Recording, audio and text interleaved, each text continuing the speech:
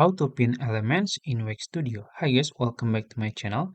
In today's video, I'm going to show you step by step how to pin an element in your Wix Studio website. It's going to be very easy and simple step. So first, you have to log into your Wix Studio account. After that, you can choose the website. I'm going to choose this one. And then you will be in that website editor. So you can navigate to edit site. You can click on it. After that, you will be redirected to your website editor. This is my website editor. So now you can choose the element you want to make it pin. I'm gonna choose this one, this countdown timer. I'm gonna make it pin in my website. So first you can select it. You can right click and then select layer and then choose the widget.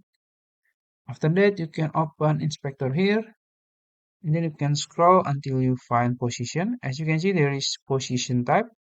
And this tab is default, so we're gonna change it to pin. You can just click this one,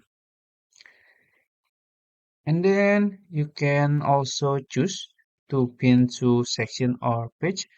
I'm gonna choose page. I want to, let's say, make it a pin in the whole website. You can just click page. This is just for example. And also you can, set the margin, and then after that you can just preview it, click this one. So I think it's worked. As you can see, my countdown timer is pinned right now in my website. So yeah, you can choose another elements. You can choose the element you want.